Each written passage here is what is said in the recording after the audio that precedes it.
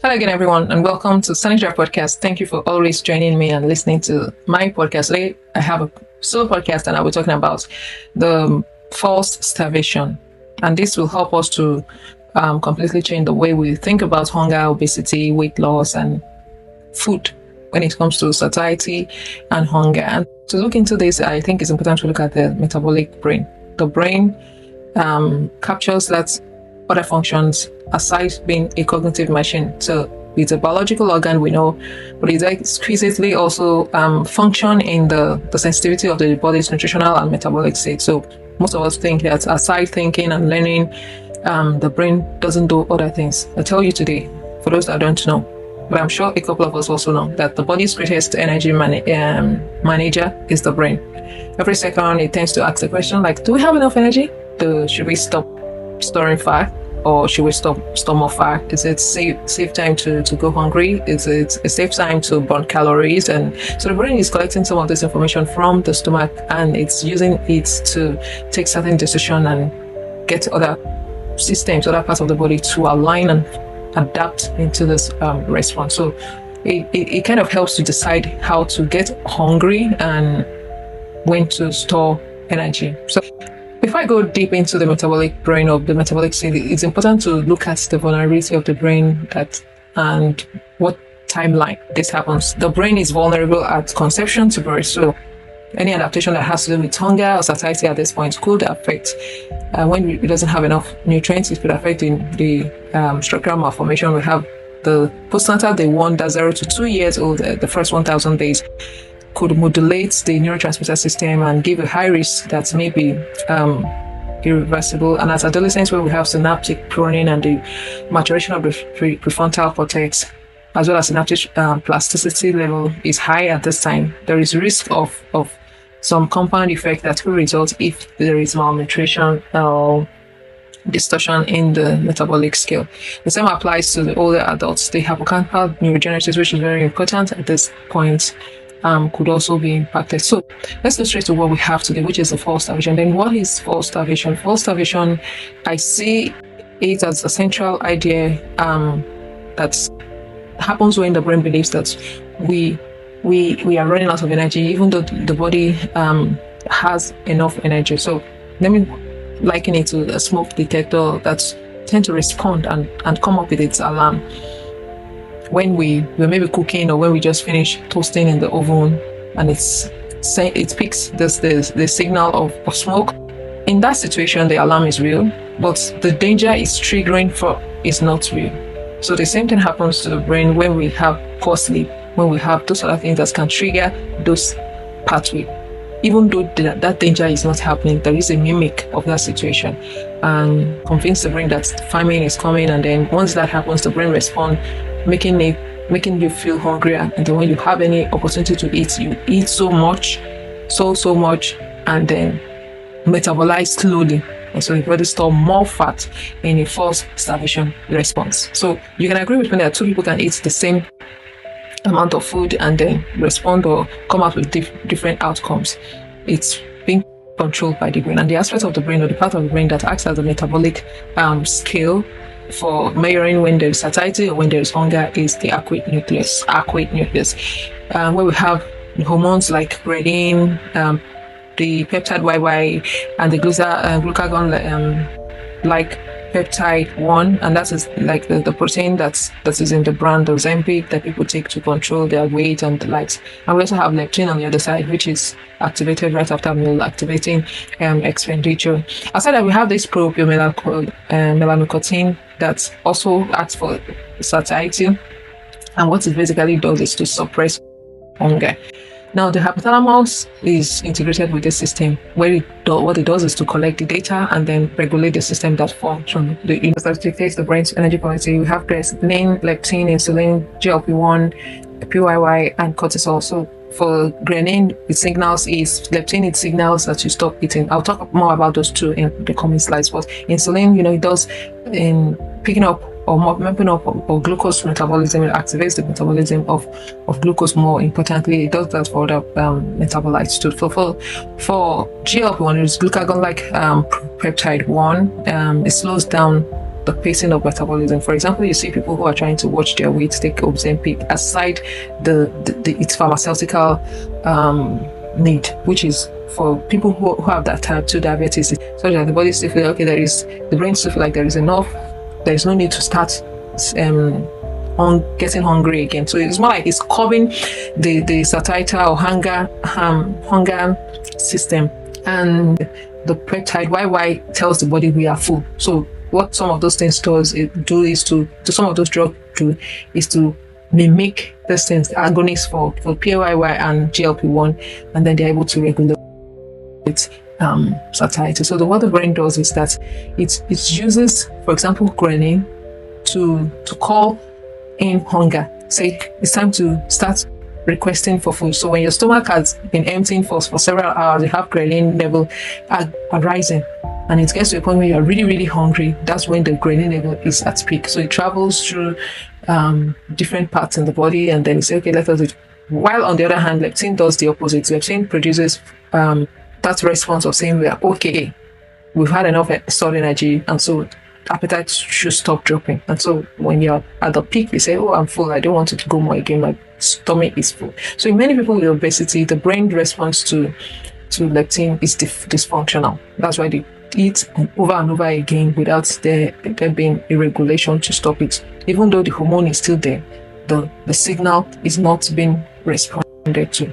So it's something that I call the biological and psychological hunger. One of the biggest challenges today is being able to recognize what kind of hunger that we're really experiencing. For example, the biological hunger kind of develops slowly in us, with our stomach starting to feel empty. It's gradual. But when it comes to the psychological one, it appears sudden, and then usually for a specific type of food. Sometimes it might be just I just want to be taking ice cream, chocolate, or pizza.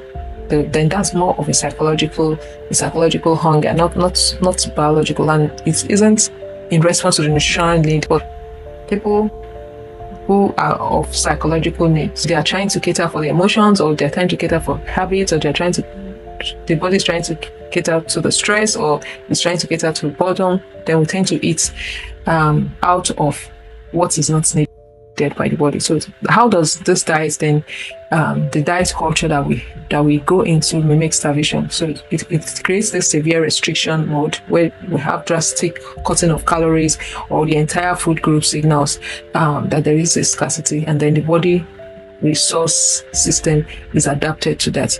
There is also this part of food morality, where we label some food as being good or bad. Then this promotes bringing on bad food. Then I see that you're only making up for the ones you skipped all the while. So the body has a way of letting you know that I'm smarter. So ignoring some of the cues that our body tells us to may make our body to signal, to have this false starvation signal, following some rigid environment has scrambled the body's native satiety signals. For example, the fats are completely full, but the chemical signals never even register that the fat is full in the brain. And so the brain assumes that the body is starving. So you see someone who is very chubby and is still eating a lot, you know that there's a dysfunction in the system. You have enough fat now. Even if you get to, some people can't even hold their body that there's no food. What do you mean? The brain is saying the ghrelin level is high because there's a leptin resistant, and that's what happens for people in obesity. As much fast as they are, the body is not responding to the level of leptin that is telling the body that okay, there's satiety. The same applies to dopamine override, but because of the kind of modern environment that we have put ourselves in, it connects between our satiety and our reward system. And so the hyper-palatability in modern day diets has affected some of this thing. There is dopamine override, who's sweetening our food to the point that when the food is not in that level that we think it should be, the connection is not there. And so the satiety that we receive from it is on. So when you just finish eating one food and say, I'm still hungry, because you didn't get that level, that's connection, that's food reward circuitry connection is not complete. Let us not take it away from this. Palatability is very, very key to food, and so we should try to make our food palatable. And on the other hand, we also have people who are taking food because they are trying to manage their weight, and then they just eat without connecting to that palatability. Just eat that sweetness, that dopamine or satisfaction or reward. Let me put it that way. The reward that we get from the food is also something that is very, very important in satiety. So when we don't get that, but you tend to eat more. And the body sense that it's starvation. This thing is, you're managing it. There's not enough to conserve the energy. The one you have right now, conserve it. And this leads to this desynchronization of the biological clock, which then infects the metabolic system. I don't want to go too much into the in-depth of some of this things, but if you're familiar with this, you know what the peripheral timer is, and then the master pacemaker, which is the suprachiasmatic nucleus. It's also aligned with this, and this is how the sleep disorder or the sleep disconnects also affects our metabolic system. The suprachiasmatic nucleus is responding, and it's the circadian rhythm is disordered. So the brain misinterprets some of this stress that we go through as famine, and so it elevates the cortisol level. Remember that when cortisol level is high, the body sees it as that there is famine, and so it starts conserving energy. So leptin resistance and ghrelin spike also block and amplify block satiety and amplify hunger, and those are the things that can tend to connect with this high weight and overeating sometimes. Now, if I assume that we now understand the false starvation signal or the hypothesis, how then do we go from here? Where do we go from here? I think we need to understand the actual trigger, and it's good that each individual person understand what triggers their hunger, and then that will help them to manage the system. So for example, let's look at some of the common triggers that I wrote on the slide here. We have stress, anxiety, sadness, which is under the umbrella of emotional states, and we have some environmental cues like positivity. There are some of us, when we are stressed or we are sad, we are anxious, we eat more. Some people don't eat at all. So when I'm stressed, even as much as I'm hungry, I know I'm hungry, you may just be looking at the food like this, you won't be able to eat it. Whereas some people, when they are stressed, they eat a lot. And those two things have their way. It's just a dysfunction in the metabolic state. The brain is not taking it, we won't take it lightly. That's just the basic truth. If the brain sees that, okay, the cortisol level is high, if you eat anything at that instance, you conserve more energy. You may even be getting fatter when you're stressed. Some people say, you say you're stressed and you are getting chubbier. The system is responding by making you fatter when you're stressed.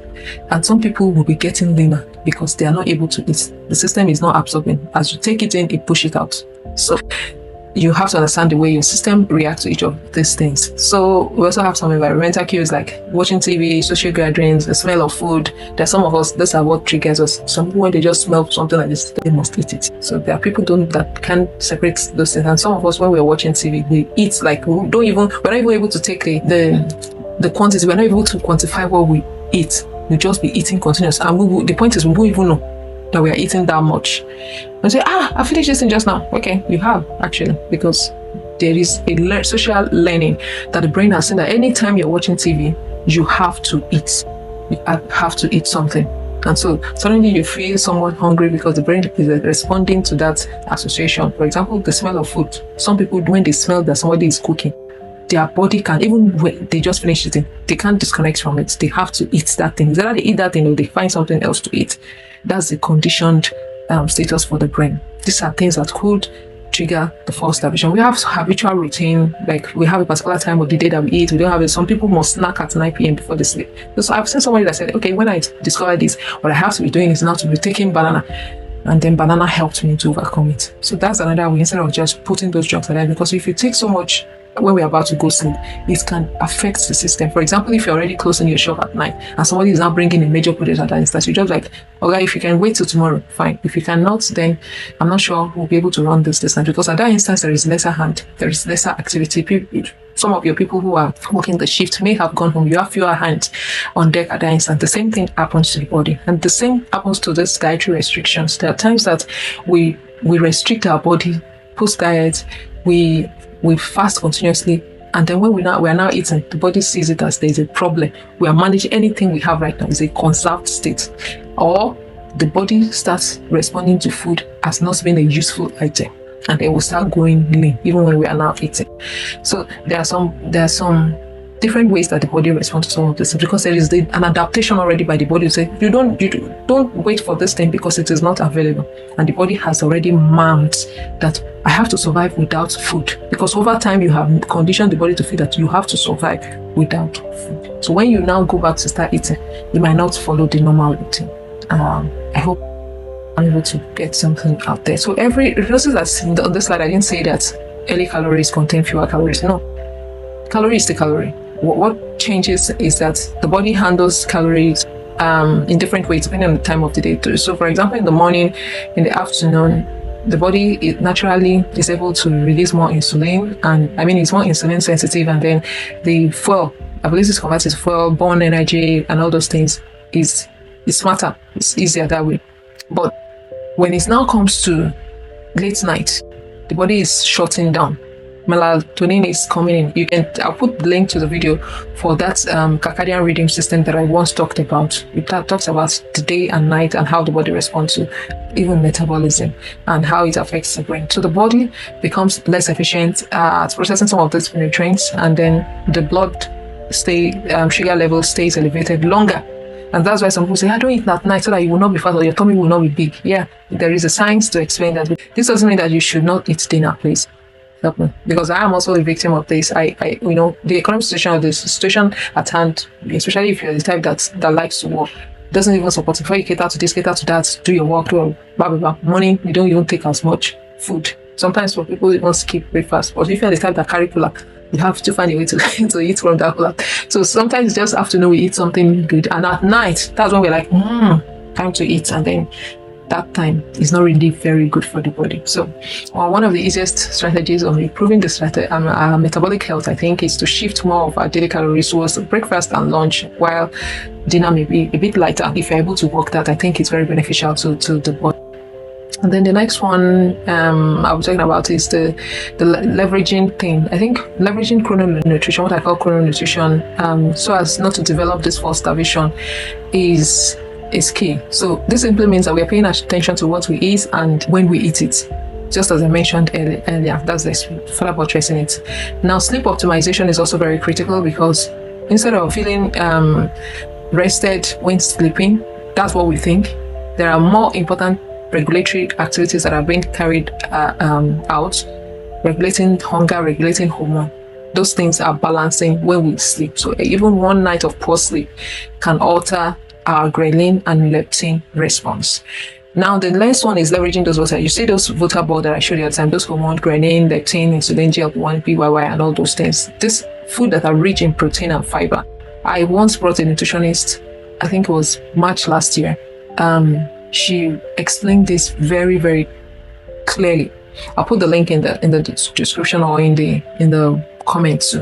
She said something around the type of food that could help when you eat protein, when you eat fiber, what you tend to benefit from it, what time of the day you should take it, and those things. So naturally, this fiber and protein, instead of maybe taking Ozempic that will plug into GLP-1 and PYY, and some of these drugs may have their own downstream effect. Protein, the food rich in protein, can also help with this. So if we eat beans, some of us like beans. I know someone that like beans, can plug in, as well as this fiber-rich food, they can plug in into the GLP-1 and PYY and help us to stay somewhat satisfied for a longer period without purely relying on our willpower to fast and saying, I will not eat. I'm holding it. It will follow the normal process, and there will be anything that will be distorting it. So chronic stress elevates our cortisol level. If you are able to manage our stress, those are things that will be able to support our metabolic health.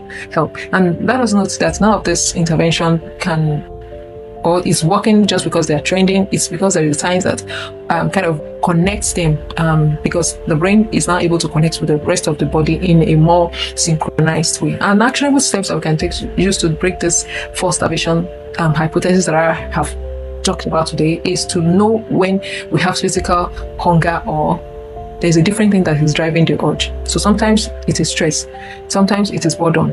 So other times we are able to just create this false starvation and then trigger some things that are not really necessary, just synchronizing our metabolic health. Now we have a lot of this modern lifestyle, poor sleep. Some people don't even get up to the 8 hours that's recommended, even 6.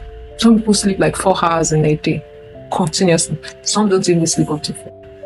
You see, this sleep, I have a video that talked about what sleep does to our brain, helping us to, it's not like you're throwing trash out.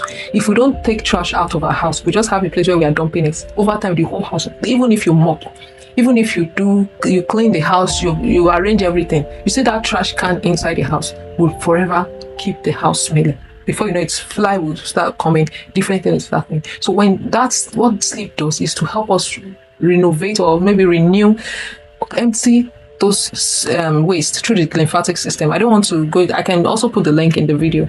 You can go through my channel. There are a lot of, a video that talks about some of these things. So chronic stress is highly affects some of this downstream metabolic health. And then sometimes highly processed food that we take too, they have a way of making us unsatisfied. And then you tend to come, is that highly, it will alter our satiety, our taste bud. Our taste bud is connected with the vagus nerve, and then that also sends signals to the brain. So irregular meal timing and all those things. So we can break the cycle by consistently removing those food labels, practicing mindfulness if that works for you, or just being conscious of it and managing our stress. Nourishment and self-compassion are those most powerful too. Self-compassion comes to, okay, this thing wants this thing, I should cater to it. This thing might not be good for this thing, I should stop it. So it has a way of doing it. So thank you so much for listening and coming to this part of the my podcast today. Please do well to subscribe, comment, share, like my channel. You've been watching. If you've been watching this, try to like it. And these are some things that I do by the side when I'm able to just do some diggings. And so you can encourage me by just doing some liking, thumbs up, share, comments, and do all those things. And we can also learn from you. I love to learn. So if you have more details, even if you have links to some papers that you've read or some things that you read, you can also put it on the channel. It's welcome, in as much as it's not something that would scam people or distract them from the main message. Thank you so much, everyone. Again, this is Dr. Abe, and bye for now.